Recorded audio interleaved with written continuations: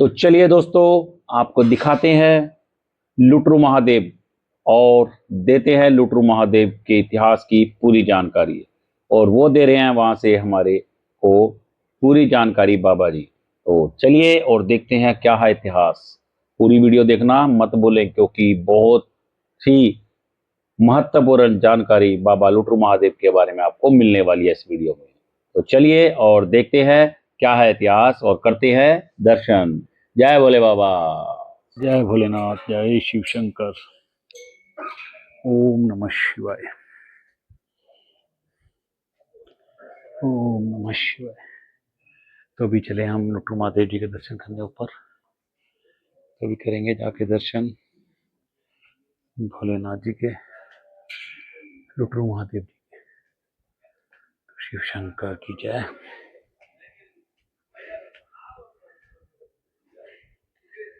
भोलेनाथ की जय।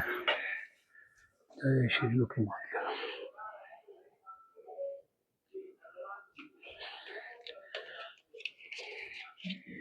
ओम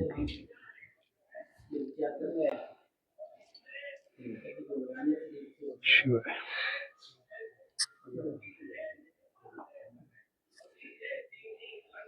बाबा जी, हम यहाँ इस वक्त बैठे हैं लुटरू महादेव मंदिर की गुफा में।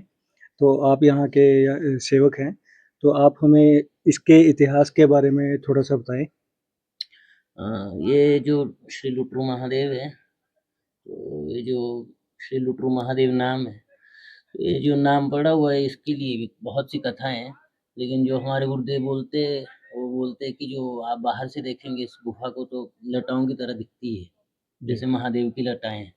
तो यहाँ की जो स्थानीय भाषा है उसमें लटाओं को लुटरू के रूप में परिवर्तित हुआ कि महादेव के जो लटाएं हैं वैसे महादेव है हमारे, जी। लुटरू वाले लटाओं वाले महादेव। तो एक कथा तो ये है जो हमारे गुरुदेव के द्वारा है, श्रवण की हमने। और जो ये गुफाएं वगैरह रही, ये महात्माओं की ही रही तपस्या के लिए। तो पुराणों में वर्णन आता है कि अगस्त्य मुनि जी ने यहाँ तपस्या की है। जब माता पार्वती जी के साथ विवाह हुआ भोलेनाथ जी का, तो उस दौरान तो महादेव का विवाह माता सती के साथ हुआ था। पहले तो सती माता ने शरीर त्याग कर दिया था कनखल में। तो देववाणी हुई उस समय, एक आकाशवाणी, जो भगवती पराम्बा है वो अब हिमाचल के घर में पुत्र रूप में प्रकट होंगे। तो जितने भी देवी देवता थे, ऋषि मुनि थे, सारे के सारे हमारे हिमालय में आ गए, हिमाचल में। तो हिमाचल में विराजमान हो गए सभी जितने भी देवी देवता है। जैसे पराशर मंडी में जाओ आप तो पराशर झील है, पराशर मुनि वहाँ उन्होंने तपोभूमि उनकी। और ऐसे बहुत सी भूमियाँ हैं हिमाचल में जो ऋषि मुनियों के नाम पर आज भी प्रचलित है। अच्छा पंडित जी, इसके बारे में बताइए, यहाँ कौन कौन से देव जो प्रकट हैं यहाँ दिखाई दे रहे हैं, उनके बारे में बताइए थोड़ा। जो पिंडी है ना, तो ये तो हो गए अपने लुटरू महादेव जी। इन्हीं की आराधना करते थे अगस्त्य मुनि जी। तो इन्हीं से ही प्रकट होकर अगस्त्य मुनि जी को दर्शन दिए हैं महादेव ने। जब माता पार्वती जी के साथ विवाह हुआ, बारात आई, तो वर्णन आता है कि पृथ्वी का संतुलन बिगड़ गया था। भूत प्रेत डाग्नि शाग्नि जितने भी ये गंधर्व आदि बारात में आए थे, तो उत्तर की ओर पृथ्वी झुक गई थी, समुद्र बढ़ रहा था आगे, तो जलमग्न ना हो जाए सृष्टि। तो महादेव यहाँ प्रकट हुए और अगस्त्य मुनि जी को आज्ञा दी कि हे अगस्त्य मुनि जी, आप में वो तपोबल है कि अनंत सृष्टियों का भार एक तरफ और आपकी तपस्या का एक भार एक तरफ। तो आपसे अनुरोध है कि आप यहाँ से दक्षिण की ओर जाएं और पृथ्वी का संतुलन बनाएं। अगस्त्य मुनि ने बोला कि महाराज, मैं तो आपके दर्शन के लिए, भगवती के दर्शन के लिए कई वर्षों से तपस्या कर रहा हूँ, मैं भी इस विवाह को देखना चाहता हूँ। तो महादेव ने बोला कि आप तो सर्वविद है, आप त्रिकाल दृष्टा है, जहाँ रहेंगे वहीं से आप दर्शन कर लेंगे।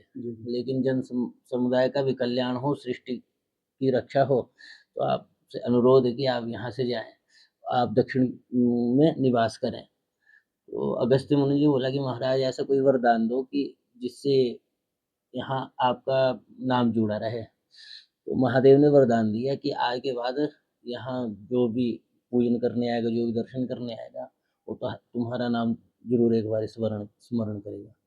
तो पहले तो यहाँ अगस्तेश्वर महादेव था, यहाँ का नाम पहले नाम अगस्तेश्वर महादेव माहेश्वर था। हाँ, ठीक है। तो अर्की भी नाम पड़ा हुआ है वो अगस्त्य ऋषि जी के नाम पर हरकी नाम तो था ना हरकी भी वो। उन्हीं के नाम से, अगस्त जी के अगस्त्य जी की। तो अगस्त्य मुनि जी ने महादेव को प्रणाम कर यहाँ से फिर दक्षिण की ओर गए थे, तो विंध्याचल को भी झुकाया था उसमें, विंध्याचल भी उनका शिष्य था, तो उसके बाद दक्षिण में ही अधिकांश रहे अगस्त्य मुनि जी। और जो यहाँ पिंडी देख रहे हैं आप, तो ये महादेव की स्वयंभू पिंडी है, कोई स्थापित पिंडी नहीं है। और 5 ये जो प्रकार। सामने महादेव दिखाई दे रहे हैं, और सामने हनुमान जी की एक प्रतिमा दिखाई दे रही है, हाँ जी, और हनुमान जी उधर भी। गणपति जी दिखाई दे रहे हैं, तो ये किसी से द्वारा बनाए नहीं गए हैं, नहीं नहीं नहीं नहीं, है ना, प्रकट है अपने ये। आप ही स्वयं प्रकट है, स्वयंभू है। और पीछे हमारे एक आकृति हाँ जी। ऊपर भी दिखाई दे रहे हैं, हाँ, इनके बारे में थोड़ा बताएं। ये दुर्गा मैया है। ये दुर्गा मैया हाँ है। जी। जो हनुमान जी, ये तो अपने षणमुखानंद सरस्वती जी हुए महात्मा जी 1982-83 में। हाँ जी। तो वो हनुमान जी के परम उपासक थे। हनुमान जी तो पहले से सदा सर्वदा विराजमान है, लेकिन उनको स्वप्न में प्रकट हुए कि मैं इस तरफ हूँ द्वारपाल के रूप में। तो उसके बाद सिंदूर चढ़ना प्रारंभ हो गया, उससे पहले सिंदूर नहीं चढ़ता था। हनुमान जी तो तब भी विराजमान होंगे यहीं, उनको स्वप्न में आए। तो उस समय यहाँ कुछ नहीं होता था, ना पानी की व्यवस्था होती थी, पानी भी यहाँ से 3-4 किलोमीटर दूर पड़ता है अक्षकनी, तो वहाँ शीलनाथ जी की तपोभूमि है, तो उन्होंने अपनी तपस्या से जल निकाला हुआ, पूरे क्षेत्र को, पूरे अर्की क्षेत्र को वहीं से जाता है पानी, अपने आप प्रकट है वहाँ जल की धारा, तो वो भी एक तपोभूमि, तो वहीं से जल आता है यहाँ चढ़ाने के लिए भी, जो महादेव को अर्पित होता है। तो गुरु जी बहुत बहुत धन्यवाद आपका जानकारी देने के लिए। तो ये थे हमारे साथ गुरु जी। तो गुरु जी मेरा अपना नाम बताएं। हाँ, हमारा नाम है हेमंत भारती। हेमंत भारती गुरु जी ने जानकारी दी यहाँ लुटरू महादेव मंदिर के बारे में, और बहुत अच्छी जानकारी दी। तो आप भी यहाँ पर आएँ लुटरू महादेव और दर्शन करें भोलेनाथ जी के। जय भोलेनाथ की। जय शिव शंकर। हाँ, एक और बात बता देता हूँ मैं आपको। जैसे यहाँ कोई ठहरना चाहता हो, कोई किसी का मन हो ठहरने के लिए, तो उनसे निवेदन रहेगा कि वो सायंकाल की जो आरती है लगभग 6 से 7 बजे के बीच में होती है, तो उससे सायंकाल की जो आरती उससे पूर्वी आश्रम में पहुँचे, तो आपकी रहने की, खाने की, पीने की सारी व्यवस्था हो जाएगी। यहाँ स्वच्छता का, पवित्रता का ध्यान रखें। और शनिवार, रविवार और सोमवार को 3 दिन हम लोगों में यहाँ भंडारा लगता है, जिसमें रविवार विशेषकर अपने 10 बजे से प्रायः 3-4 बजे तक चलता है भंडारा। तो ये थोड़ा सा ध्यान रखिएगा। तो ये गुरु जी ने रहने खाने पीने की व्यवस्था है, और जो टाइमिंग है उसके बारे में इन्होंने बताया है, तो इसका थोड़ा ध्यान रखें और लुटरू महादेव जी के दर्शन करने जरूर आएँ। जय भोलेनाथ की। जय भोलेनाथ। हर हर महादेव। अच्छा गुरु जी, एक बात जो है काफ़ी सुनने में आती है कि लुटरू महादेव जी जो है, हाँ जी। इनका वो सिगरेट के साथ क्या संबंध है, उसके बारे में थोड़ा बताएं। हाँ, वो भी एक परंपरा चली आई है कि यहाँ सिगरेट का भोग लगता है महादेव को। जी। तो वो तो पहले तो प्रतिदिन लगता था, लेकिन गुरुदेव की आज्ञा से कुछ समय से हम लोग शिवरात्रि के ही दिन भोग लगवाते हैं, जो लगता है। अच्छा, यहाँ वो बता देता हूँ मैं आपको, जो यहाँ जो सिगरेट की भोग लगता है जो, तो ये श्रद्धा का विषय रहा। अब तो थोड़ा सा ऐसा हो गया, दर्शन की इच्छा होती है लोगों की। हाँ जी। और यहाँ के जो स्थानीय लोग हैं, यहाँ हिमाचल में अधिकांश भांग पाई जाती है, भांग पाई जाती है। तो अपने आप लोग, यहाँ के स्थानीय लोग अपने आप निर्माण करते थे और अपनी श्रद्धा से महादेव को चढ़ाते थे जी। और उसमें कई कामना भी होती थी। जो अधिक परंपरा चली, जो अधिक प्रचार प्रसार हुआ, वो इसी विषय से हुआ कि कई लोग कि जिनके संतान नहीं होती थी, तो संतान की कामना से उन्होंने बिजिया, बोलते हैं भांग को बिजिया संस्कृत में, जी। तो उसी भांग को अर्पित किया चिलम के माध्यम से या पत्ते के माध्यम से, जैसे जिसकी जो श्रद्धा। ये लोग बाद में आए तो बोलते, ऐसा भी सुना हम लोगों ने कि अंग्रेज आए थे यहाँ, तो अंग्रेजों ने सिगरेट चढ़ाई थी भाई, तो तब से सिगरेट की परंपरा भी चल पड़ी हुई। उससे पहले चिलम चढ़ाते थे, उससे पहले पत्ते में भी पिलाते होंगे। तो जिनके संतान नहीं होती थी वो अर्पित करते थे। तो आज भी कई लोग आते हैं ऐसे, यहाँ के स्थानीय लोग, जिनके संतान वगैरह नहीं होती। एक बटन दब गया मेरे से। कोई बात नहीं, बोलो बोलो। जो यहाँ के स्थानीय लोग हैं, जिनके संतान नहीं होती, बहुत समय लग जाता है, तो वो आज भी आते हैं, जो अपनी श्रद्धा से यहाँ अर्पित करते हैं। तो जब उनके संतान होती तब प्रणाम करने के लिए भी आते हैं। तो काफ़ी मेरे सामने भी मुझे यहाँ लगभग 6 वर्ष हो गए हैं, तो 6 वर्षों से तो मैं यहाँ देख ही रहा हूँ। मतलब अब भोग जो है सिगरेट का शिवरात्रि को ही लगता हाँ, है? शिवरात्रि के दिन ही लगता है। पहले प्रतिदिन लगता था? हाँ, पहले प्रतिदिन लगता था, प्रातः काल उससे पहले दिन में भी लगता था, जी। वह कोई आ जाए, जैसे भक्त आते थे तो फिर लगता ही रहता था ऐसे। तो गुरुदेव की आज्ञा हुई ऐसे कि ये आडंबर हो गया भाई, इसको अब बंद करो। फिर यहाँ जो कोई श्रद्धा से आए, किसी का भाव हो, ऐसे लगे कि हाँ कोई श्रद्धा है वास्तविकता में किसी की, तब अर्पित कर सकते हैं। तो ऐसे अब सर्वसम्मति से और गुरुदेव की आज्ञा से अधिकांश शिवरात्रि के दिन नहीं, तो शिवरात्रि के दिन खूब भीड़ होती है, रात्रि काल में दर्शन होता है उसका। प्रातः काल ब्रह्म मुहूर्त में 4-5 बजे जब आरती होती है, आरती के पश्चात।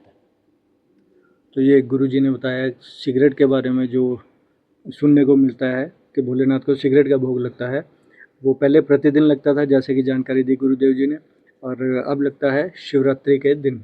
हाँ जी। तो ये जानकारी दी है गुरुदेव जी ने। और हाँ, भोलेनाथ आप जी भांग के दर्शन करना चाहते हो तो आप शिवरात्रि में विजिट करें महादेव, लुटरू महादेव में, सुबह 4 बजे की आरती में। जी। तो जय भोलेनाथ की, आइए और दर्शन कीजिए भोलेनाथ जी के। जय भोलेनाथ की। जय जय भोलेनाथ, जय शिव शंकर। तो आप सबने लुटरू महादेव जी के दर्शन कर लिए और हमने भी बहुत अच्छे से किए दर्शन। मंगला जी ने भी पहले नहीं करे थे, तो मंगला जी ने आज किए, हमारे साथ हमारे पंडित भाई ने किए, हमारे साथ हमारा अख्तर फारूकी भाई भी था, तो वो भी हमारे साथ दर्शन करके आया। हमने बहुत ही अच्छे दर्शन किए भोलेनाथ जी के। और बाकी आपने सारी वीडियो देख ही ली होगी कैसी थी। बस आपसे एक ही प्यार चाहते हैं कि हमारे वीडियो को लाइक और सब्सक्राइब करें, ताकि हम साथ ही भाई ऐसे ही आपको अच्छी अच्छी वीडियो और भोलेनाथ जी के दर्शन कराते रहे। तो बोलो जय भोलेनाथ, हर हर महादेव, जय भोलेनाथ, जय शिव शंकर, जय शिव शंकर। सभी खुश रहें।